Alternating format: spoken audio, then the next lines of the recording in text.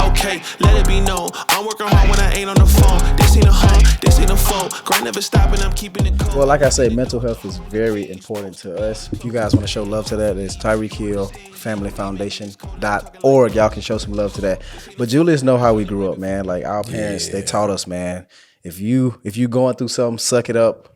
Or if you fall, suck it up. Like, I mean, but that's just the reality of how we grew up. But the reason I found the reason that mental health, the reason that I'm drawn to mental health is so much that, you know, a lot of kids may not have the same avenues that I may have or Julius may have. Like we got football. You just said it. Football is our sanctuary. It's a way for us to get away from a lot of our bullshit. Right. You feel me? But a lot of kids don't got that. Don't get that. A lot of kids aren't athletic. A lot of kids don't have that parent to be there for them. You feel me? But I feel like through my foundation, I'm able to send them to these special locations. I'm able to visit them in these locations, these hospitals, and talk to them and be their mentor. You feel me? So that's really why I'm drawn to mental health, man, because there was a moment I had in my life that I went through some crazy stuff. And for me, bro, I didn't have football at the moment, but my faith was so big in, like, you know, God, dog. Like I was raised in the church. A lot of people don't know I used to praise dance. I used to be our lead singer. I used to do all that. I saw the hand do it. I used to be all that. You feel me? And I had a moment where I had to just really get back to, you know, my faith, man. And you know, I'm gonna say this to the day I die. When I got to Oklahoma State and I played my first game, I was projected to go in the first round. And shit, I thought my life was made there. You know, and I felt like God had a different plan for me. He was like, I'm not gonna let this go to your head, bro. Like, I'm not gonna let you get airheaded. I'm not gonna let you, you know, lose what I have for you in the future. So slow success built my character. It built who I am today. Slow success. Watch this. Let me say this, because, you know, it's more than just athletes watching the show, right? Obviously, I'm not an athlete. You know, I can move around a little bit. You know what I mean? I can get on the court and move around. But even as an attorney, that stress level and that mental health aspect of it is absolutely insane. Like, you know, my sanctuary is going in the courtroom, right? Going in there and getting a not guilty, or getting the case dismissed, or getting a positive resolution for someone.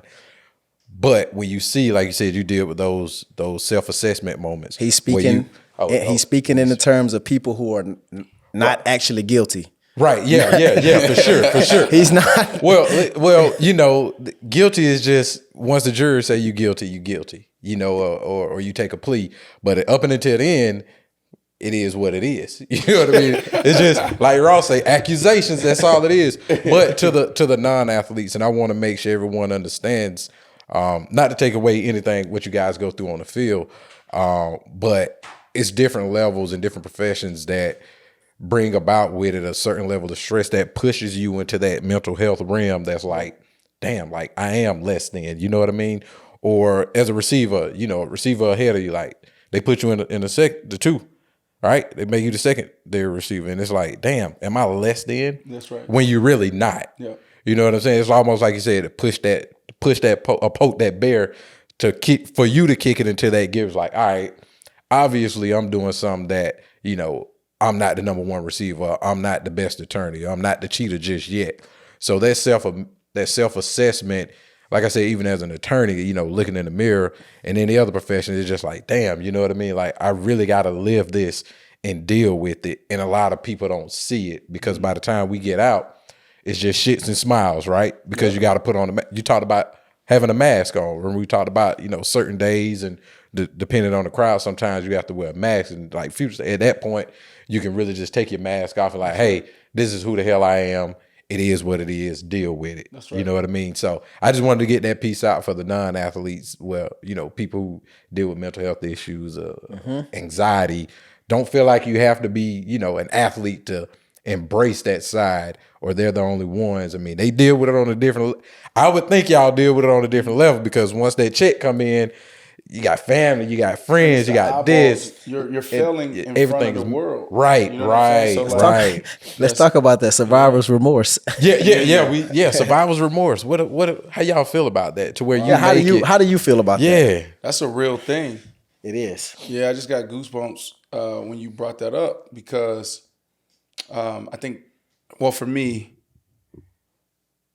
like my mom, when I first made it to the league, we had a plan in place, a financial plan in place. And then there was some certain things that came up, and I had to take like my entire month's, my check for the month, I had to take and give it to her. And I never forget, it was tough doing that because I'm like, man, I can't be an athlete that go broke, and I want to stick to the plan.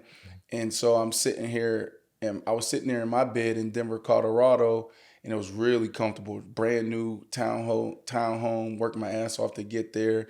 Then I had a bed, and then my mom was on an air mattress, right? And what ended up happening, they made a mistake, and then certain things in a U-Haul burnt down as they were in transit. And so like we were trying to figure this out. I'm like, how do I, I had that, then my dad wanted this, and I had this person ask for that person asking that. So I was just like stuck. I was numb. I didn't know what to do. And so probably like midnight, laying in my bed, all I could think about was like, damn, I'm sitting in this comfortable bed, my mom on this air mattress. So I just woke up the next day and sent her everything, right? And so like it's a real thing. And then the way it shows up for me is, or it showed up, and sometimes I still fight it, is in this neighborhood we were talking about it earlier, I wanted all my family to live like this and experience this. I wanted everybody to come. And I had to check myself, and I was like, it's not them, it's me. It's like I have a sense of entitlement, right? It's not that my family feel entitled. Like I'm the one saying like, y'all need to go work harder. You need to go do this, or that's me. Right? Work harder. But the reality is like, bro, we're at because, I don't know, just God, and then we're just wired differently to be a part of the 1%. Not everybody think like us. Not everybody's wired like us. And so we got to be okay with Lil June or Cousin Tim that just want to chill. It's cool. But understand that we just have boundaries. When you come to my crib, there's going to be certain boundaries. There you go. You know what I'm saying? There you go. But the way it showed up for me was a sense of entitlement. And it wasn't my family, it was me. Like, why does I made it now all of a sudden, my brothers, my sisters, my mom, my dad, all my homeboys, everybody got to eat filet mignon rear. Everybody gonna eat Pinot Noir, the Silver Oak Pinot Noir. Everybody gonna get on the PJ. I wanted everybody to have all those experiences. You hear that, Swerve? No more PJs for you. No more PJs for you. Crop duster. No, Quan straight, because Quan sitting here like that's how it's supposed to be. Like we listen, use me, but don't use me. Right. There you go. Right? Like, look, there I'm you blessed. go. God bless me, not just to bless me. He blessed me because it's enough for everybody. Right. So use me, but don't use me. Come on, I'm putting together a production company. Bruh, you the production manager. Bro, you manage the team. Take stress off of me. Pick up one of these cameras. Let me say You that. know what I'm saying? Let me say that. Y'all know who he talking to. We ain't saying nothing. But he talking. You preaching right now. On me. He know what I'm talking about. That's what we always talk about, survivor's remorse, man. Right. Especially with my family, I'm kind of the same way, and I kind of had to realize that, like, I used to be like, bro, y'all need to work harder. Y'all need to do this, bro. Like, if y'all want to get to where I'm at, y'all need to blah, blah, blah, blah, blah. And I'm like, and I just sat down and I thought to myself, I'm like, why am I more focused on their careers and they not even focused on it? Right. You feel me? Because when they come here, they know they living, they drinking, they eating, It's filet resort mignon, time. all the honeys around. Right. You feel me? Driving the ATVs. Driving the ATVs, whatever they want to do. But I'm like, I can't be like that, bro. Like, they just want to live their life. They comfortable with their life, obviously. Right. So why am I saying something? The goal should be this. Look, draw a circle. Everybody out there in this position, draw a circle. Then put, your circle inside that circle. Your circle could be your mom, your dad, your brother, your sister. You got your wife, your kids, your girlfriend, this, that, homeboy, this person, whoever it is that once you put them in a circle, if they call you, you're saying, yo, I'm going to do whatever it takes for them because they're doing it for me, right? But you be very careful who you put in this circle. Right. And then once you put them in that circle, then you have boundaries, right? Boundaries protect, walls hurt. So what you do is you say, okay, here are the boundaries. So this homeboy, you say, you know what I'm saying, you want to start this e-com business. Well, bring me an e-com business plan. Let me see your 5-year roadmap. Let me see your strategy. Did you go to school? If you do that, bro, You making crazy bread right now. For me, I was making 11. That's crazy bread. Right. 11 mil. I can't allocate $1 million to invest in my people a year or 500,000. Right. A lot of us is blowing that in other places. Right. That's what I tell all my homeboys. If you come to me with a strategy and a business plan, and I know you did your work, I know you know your stuff. Right. And sometimes it might take 4 years. It's okay. That's right. fine. The money ain't gonna be here. It's gonna be Right. here. Take the 4 years. Go back to school. And then about when I'm on year 5, year 6, I get that big deal. And then you say, yo, I did the work. Here's the business plan. I need you to, I would love for you to be my lead investor. I'm looking for 100,000 for 20% of my company. Boom. There it is. People like us, we might say, keep your equity. Right. Here you go. I want to see you. I want to see you boss up, bro. There Right. you go. Right. But don't keep your equity though. I need that too. But that's how it's supposed to be. The reason why I said I need the that, equity the reason back why I for said you. that, because there's some people in our circle like, it's like, yo, this is just love. Right. But that's how they should approach us. Don't approach us from a business standpoint as a professional. The same way you approach any other investor, approach your homie. Right. The same way. Right. Let's do business together. Exactly. You know what I'm saying? One thing we always say is make yourself indispensable. Right? We talk about that all the time. Like you were saying, if you got a homeboy, nothing against videographers and anything, photographers, but I'm not saying it ain't hard to work a camera, but you can figure it out. You can make yourself indispensable to the. I'm not saying it's hard. Not to work it. What you trying to say? Trying to get rid of y'all. Time to get rid of y'all. You're gonna flip the camera over. But no, I use it as an example. Jump on the pod. Videographers, come jump on the pod. No, I say that because it's one of the examples we always talk about, right? Of course, you need to learn what you're doing. You need to make yourself indispensable in that capacity, right? That's right. So why not just pick up a camera? You know what I mean? Or go to school for marketing, But right? you go to YouTube, Google, man, everything after. I ain't go to business school. I ain't get my master's degree. I ain't get my. But you made yourself MBA. indispensable, That's not right. only in your own circle, but in other circles. Yo, man, I really need tickets to this Formula One race this weekend. It's gonna be crazy, and you know that I do everything last minute. You know everything that I do is last minute. I book plane tickets last minute. I book hotels last minute, and now I'm looking for Formula race tickets last minute. So I've been looking at it everywhere, man. I'm just about to call it quits, man. Have you checked out the Game Time app, man? No, I haven't. It's the leading ticket purchasing app there is. It's the Game Time app, Game Time app. and this is for sporting events, music events, whatever event I can think of. Anything you can think of, it can be found on here. Music, theater, comedy, whatever you want to see, they have it. If you find a ticket anywhere else that beats out this, they'll give you a refund. Game Time specializes in last minute ticket purchases. I'm about to download it on my phone right now. I hope you do. Everybody download Game Time app. You can go to gametime.co, last minute tickets. They got so many great deals, and make sure you log in now because Cheetah is running a special. Make sure you redeem that code Cheetah for $20 off. Download the Game Time app today. Last minute tickets, lowest prices guaranteed. So that's one thing we talk about with survivor's remorse on how do you make yourself Valuable. indispensable Yep. in that circle where you gotta, show loyalty, show love, right? And operate honestly, right? And a lot of people from what I've seen, even in my own circle and yours as well, it's hard to, know who to pinpoint and see what they're moving in if there's an ulterior motive, right? Yep. Like, let me show a little bit of loyalty for this time. All right, bet I got this, and then run and do some snake stuff. You know what I'm saying? That's and how then when it's is. beneficial again, you jump back and try to, I ain't do that. You know what I'm saying? Like throwing a rock and hiding your hand, like, oh nah, that wasn't me. Right, So right. how do you navigate in that? Or have you ever had to deal with a situation where it's almost like, oh, you biting the hand that feeds you? Like, come on, man. 100%. I mean, I think we're always going to deal with that. I think that so for me personally, I had people living with me like close, like growing up with, take my checkbook, Right. boom, Bang. check my account. I don't know about all that, but 6K gone, 12K gone. Breaking boom. news. Yeah. Like I'm gonna get an article. breaking news for real. Good thing it wasn't nothing too crazy, but Right. it changed our relationship forever. Like some of those Right. relationships don't even exist. Right. Like did that. So And then now in business, it's the same thing, right? Like whether business or athlete, when you walk in a room, you know all eyes on you and somebody wants something. Like for me, every single day when I walk into a group of folks on the House of Athlete side, I am athlete side, like the only thing I think about is what do they want? Right.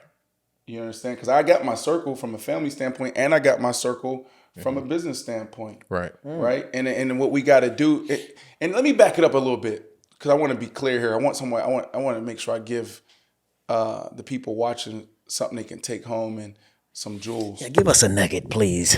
And I got this from TD. Can I get some barbecue sauce with that nugget? This is what we got to do. Anytime someone come in your life, outside of that circle, that's the personal side. You got to figure out what 3 buckets they sit in. Are they a constituent, a confidant, or a comrade? All right. A comrade is there for the fight. Once the fight is over, they're leaving. And you got to be okay with that. They're just here for the fight. Me in business. There's some people only want to be a part of startups. Right. They can't work in corporate America. They like the hustle and bustle. Right. They like to move fast. As soon as you get a startup and you're ready to put, SOPs in place and you got structures in place and reporting systems, they gone. Constituents are there for the opportunity. Yo, Jay, won't you come over and help me? I need some legal help. Right. I'm going to give you X amount a year. Here's your benefits. Boom, boom, boom. Right. If someone else come and offer you something bigger and better, you gone. Right.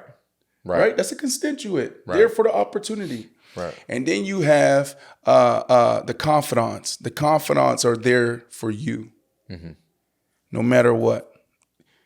Man, I posted a story yesterday. I had someone on my team that's been with me for 5 years, and because right now, I invested all of my money into my company, right, and I'm out on a Series A, probably bringing like $20 million outside capital to scale the business. But it's tough times, right? Right. Just the global economy, period. Everybody's sitting on the wallets, whether it's brands investing or if it's just venture guys, cutting checks. I had someone text me, hey, said, I've been praying for you. Said, thank you. Means so much to me. I believe in your vision. I believe in you. That's everything. That's a what? A confidant. That's confidant. Right. I also had someone, I'm like, yo, we're gonna have to make some changes, right? We got to be scrappy over the next 6 to 9 months. So I'm gonna make these changes. And they just on the FaceTime, they like, yo, I'm here for you till the wheels fall off. And actually, that's my chief of staff. That was Bonnie. I'll tell you that. Yeah, so Bonnie, Bonnie, my chief of staff. That's what she said to me. I'm here for you till the wheels fall off. Right. And the other person, I'll give her love. That's Doris Jones. Ain't nothing getting by Doris. Not a lot of people are like that though. Not a lot of people are just here for you. A lot of people are out for themselves. Right. It's all about what can I get out of this. Right. You feel me? So Yeah. it's crazy, man. We don't talked about business. We don't talked about mental health. We don't talked about survivor's remorse. Now it's time for the fun part, man. This is my favorite part. I love talking business, but football, baby. This is why we brought B. Marshall. He want to talk about he got the best hands better than me. Let's liven the show up just a little bit, man. Let me hype up a little bit. Let me sit up for this part. Is my feet We touching got a the floor? football? No, I don't got no footballs here, man. We can. I mean, we can do something before I leave outside. I got a quick. jug machine outside now. You wanna see But anyways, B. Marsh, man, my first question to you is, do you think you're a Hall of Famer? Dang. And Peter King guys. Oh, well, Peter King. So cool story. Yes, I do. But I don't care. Oh. Right? You don't care about the gold jacket? No, I mean, I didn't play for that. And I'm on to something bigger and better. I'm gonna be more successful in business than I was in football. About 5 years from now, there's gonna be people that didn't even realize that I played football. It's already happening now. I travel. People are like, yo, I love your show on YouTube. I'm a podcaster. I'm a YouTuber. Yeah, it's either that or they gonna think you Greg. And so like even how you introduced me, like you said Greg podcast, Oden. like this ain't no pod. Yes, that's what it started as, but Right. I'm building a platform, right? And so I don't really waste my time on that. You know, I'm on to something new. And then back to Peter King, I was playing for the Jets, another all-pro year, 1,500 yards, 12 or 14 touchdowns, 100 and something catches. And he called me. I was in my Sprinter van leaving the stadium MetLife, and I was driving back into Brooklyn. I was living in Brooklyn at the time, driving into Brooklyn. Get a call from Peter King, and he's just asking me all these questions. I'm like, okay, I'm answering. I'm like, but why are you asking me this? He said, because I want to write a piece on you about the Hall of Fame.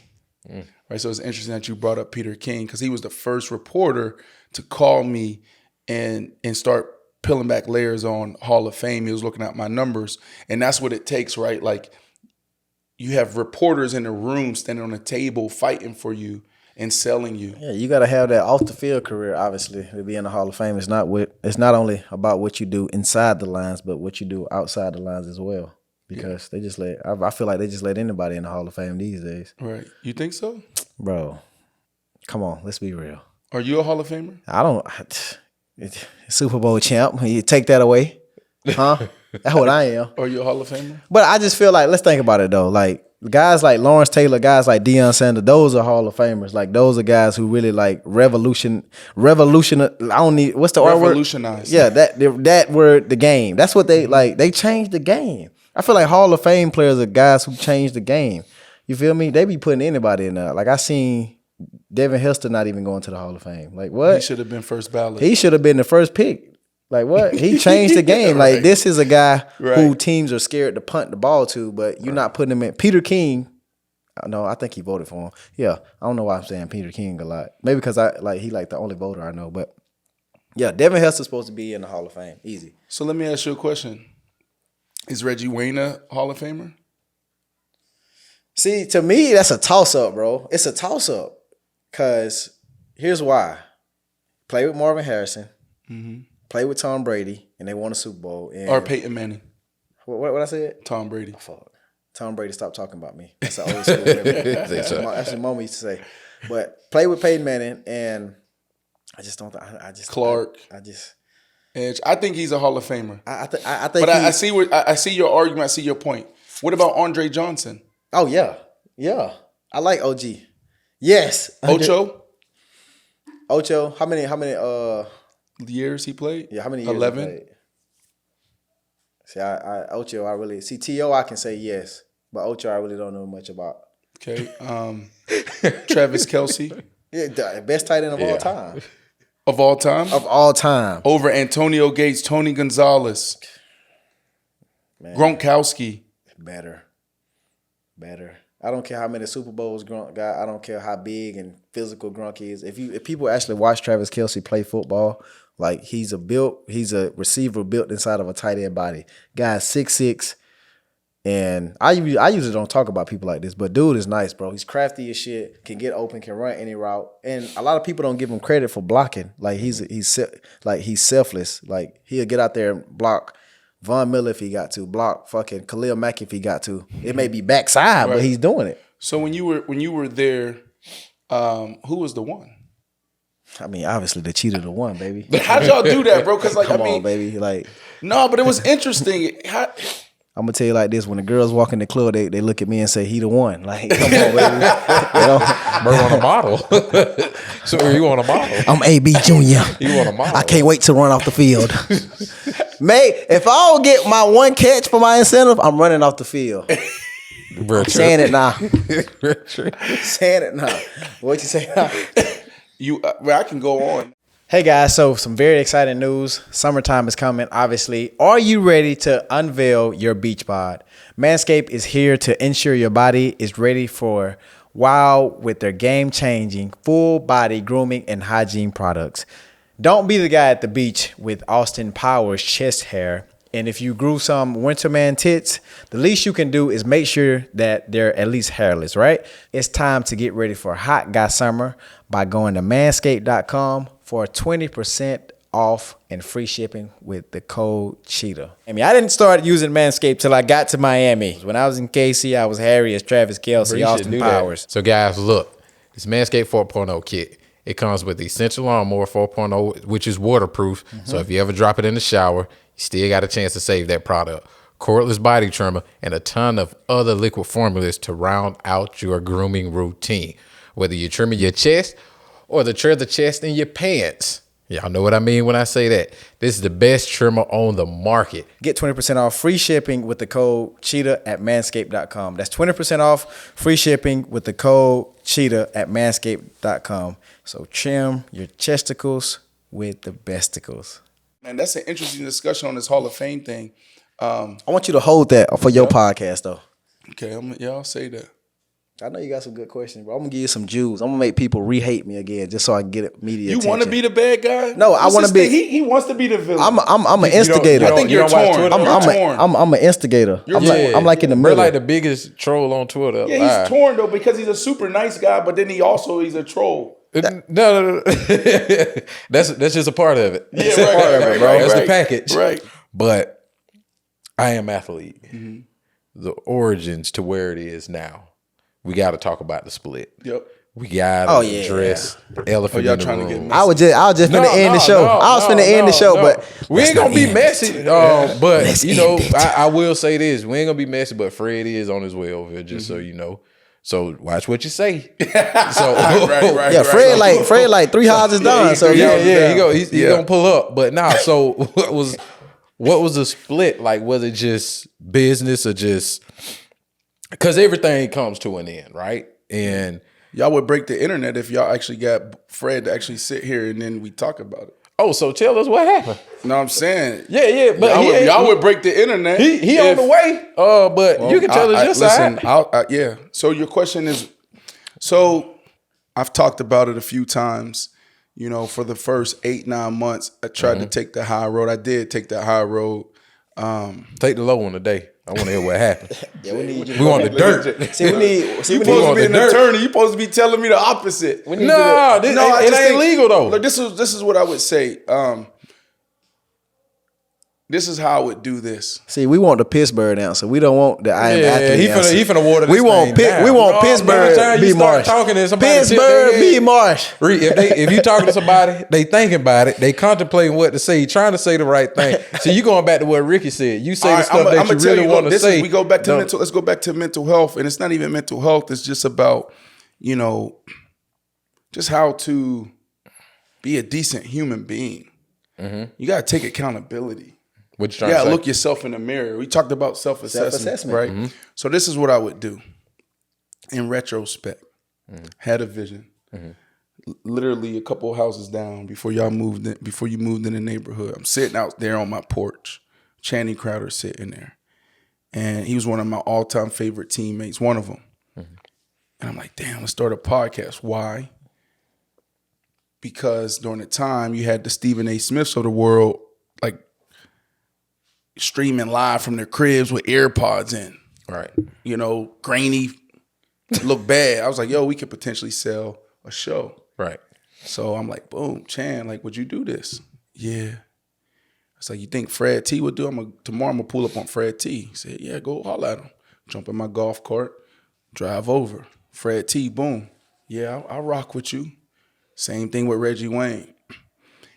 In that moment, right, I'm leaning on friendships. What should have happened in that moment, in retrospect on me, here's a offer, here's a contract. Let's button this up from the beginning. Right. Right? A season go by, we didn't sell a show. Had my guys showing up twice a month, 2 hours a pop, just creating content. Right. Sometimes they come, sometimes they won't. Like you'll see if you go back and watch that. Sometimes other people was plugging in, but they were showing up for the most part. When you say they, who you talking about? They go to lawyer. When Channing, Fred, Reggie, right? There's a couple shows where, you know, the schedules didn't align. Right. But everybody was doing their part. Everybody was bought in. Right. I'm working it Monday through Friday. Mm-hmm. I'm investing the money. Right. Like you invest in all the money. All the money. Okay. Right. All the money. Right. Because the just off a handshake was when we sell a show, we split it evenly. Mm-hmm. Right. I started learning. Right. Showtime looked at me. I love you, Brandon. You've been on our network for 7 years. But the other guys, I don't know, right? Channing was just doing local radio for 10 years, covering the Dolphins. Got to put him on, bro. Local guys. And then you got Fred T, legend in football. Like, he should be a Hall of Famer. Talk about this guy need to be a Hall of Famer. Yes. He should be a Hall of Famer. He should. Okay? He should. So then you go to Fred T, and it's like, but Fred T ain't really doing media. Right. I mean, I think he's calling some stuff locally in Jacksonville for the Jaguars. And Reggie was doing some for NFL Network.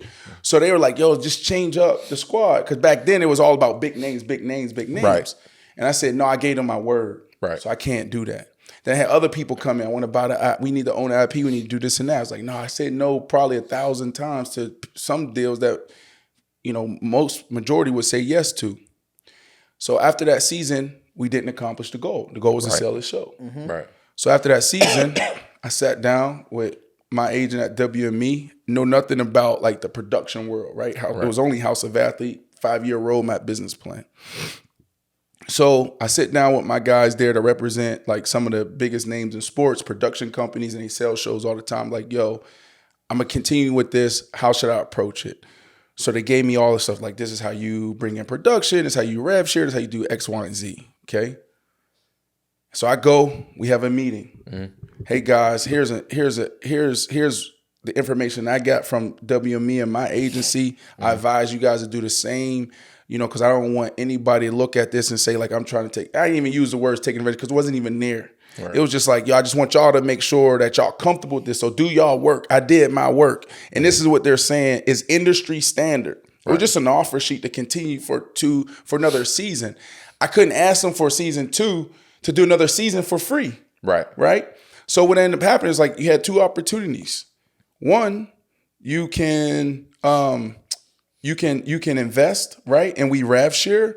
Or 2, you can take a per episode fee. Right. Channing said, bro, this is my dog. He's like, yo, you like the risk stuff. I don't like that. Like, nah, just give me my per episode fee. Reggie Wayne, up until like the day before we about to shoot season 2, he's like, I might be going to Indy doing this and that.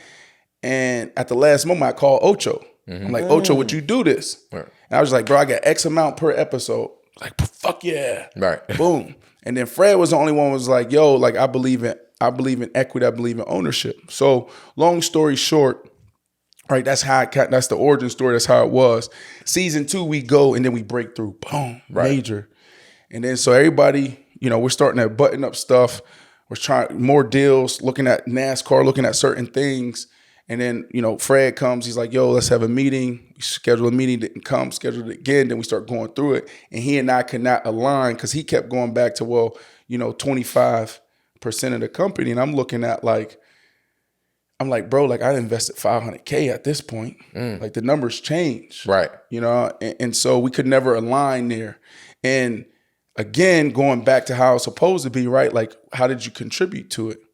And I always say this, and I say this a couple of times: take the emotion out of money. Yep. Right, because I'm sitting in the office, and we're having some tense conversations, some tense moments, and I'm looking at him like, bro, I invested everything. Right. And so there was a couple times where I'm like, nah, that Pittsburgh remorse that you talking about came out. That's the remorse you want to see. You know what I'm saying? But that's the learning lesson for me. Right.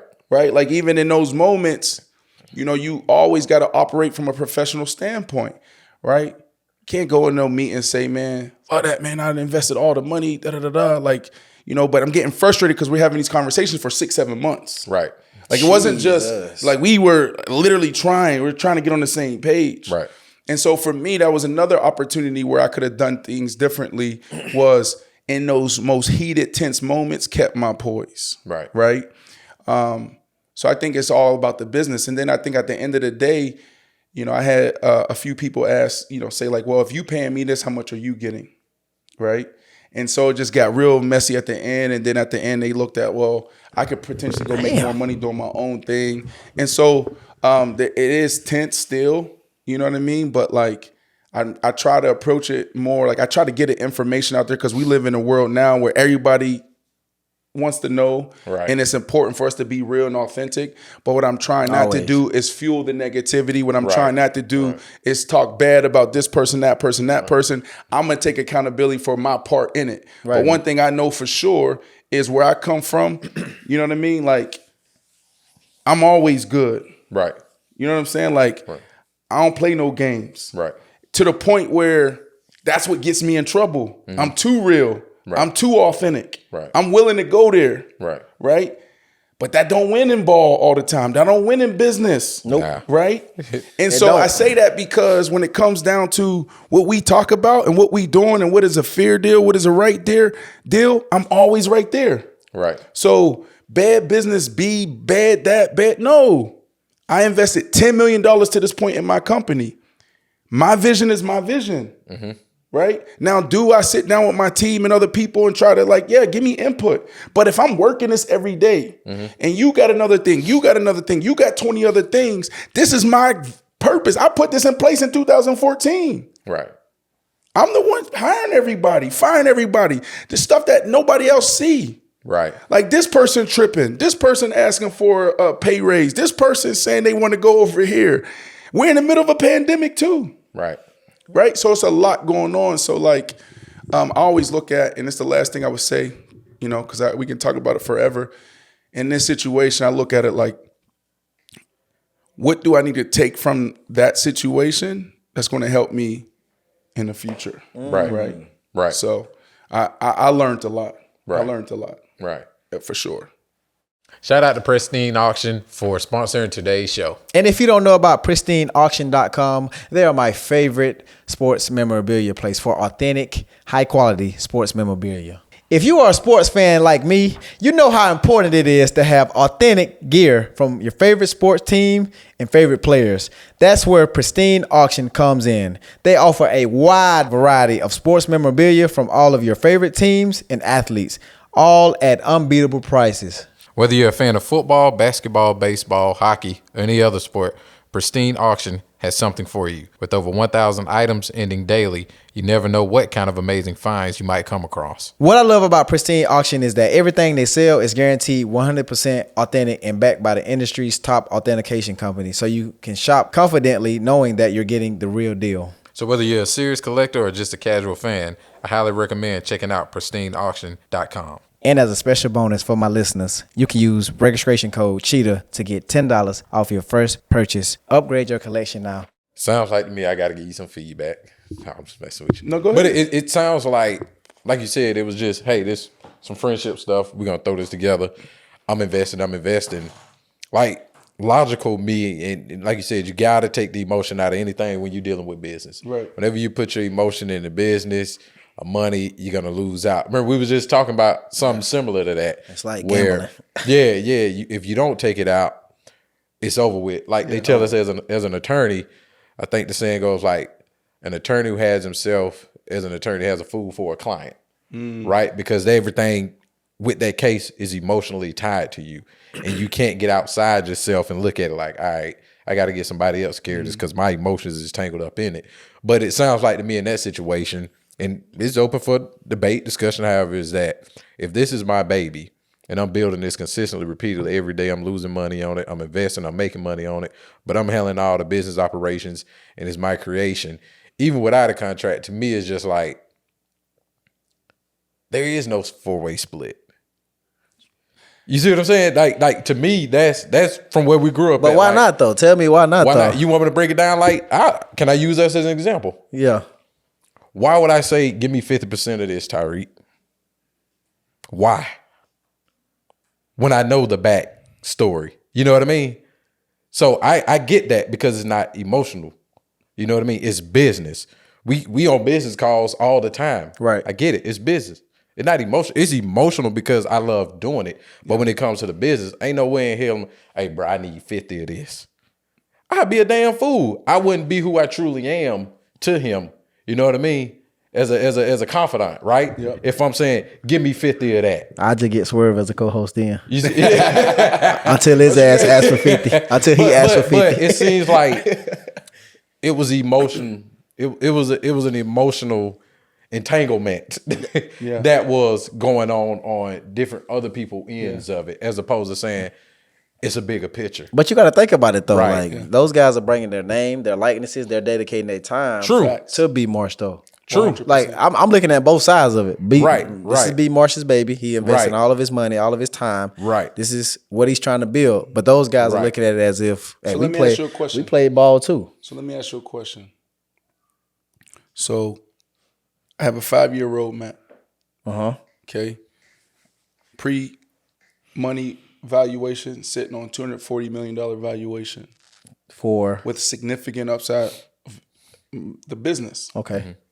With significant upside, and it's both House of Athlete, I Am Athlete. Significant upside, $911 million in 5 years if we hit all of our benchmarks, all of our goals. Okay. Right? So base, let's say you're Channing Crowder. You go from just throwing out some numbers, maybe facts, may not be factual. Right. Say you're making $200,000 doing this radio show for the past 10 years. Year 1, you make $400 at I Am Athlete. Year 2, I look at you and I ask you, yo, what would it take for you to come rock with me full time? Give me $250 and give me benefits. Say no more. Let me go work. And this is just a story. Right. Just hypo. Yeah. Right. Okay. Come back 4 months later, go $400K, rev share, and a percentage of the company.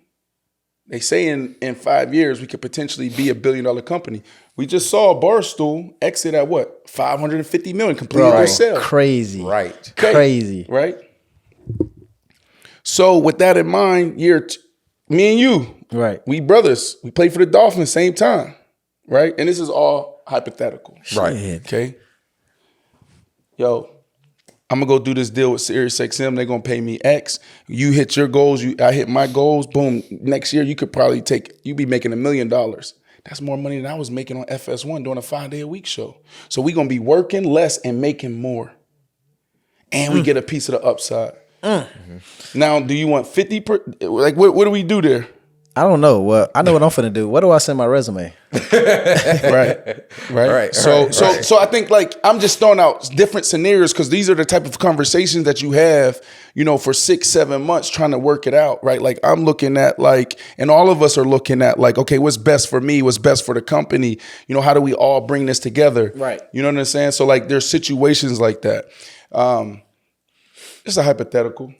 Before we let you go, y'all know what it's time for. It is time for 10 questions with the cheetah. Let's get it. You've been given an elephant. You can't give it away or sell it. What would you do with the elephant? Yeah, I'm gonna create a business around it. All my friends and family can come and they pay $20 to ride the elephant, pet the elephant. It's a business. If it's one thing in the world that you could have, what would it be?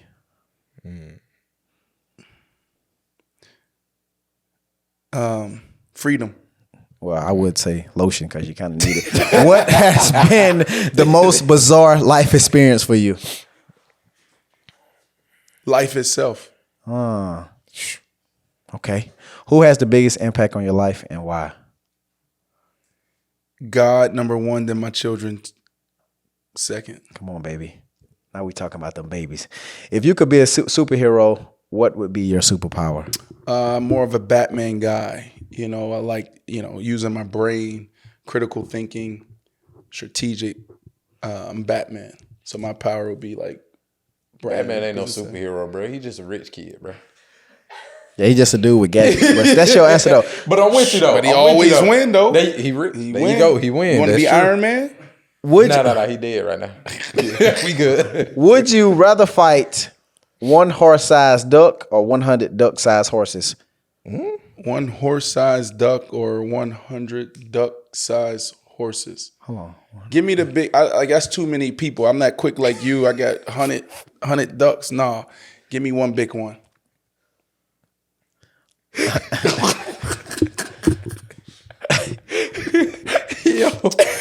Chicago Bears, Denver Bronco fans, Miami Dolphin fans, Brandon Marshall. Thank you for coming through, man. Appreciate it.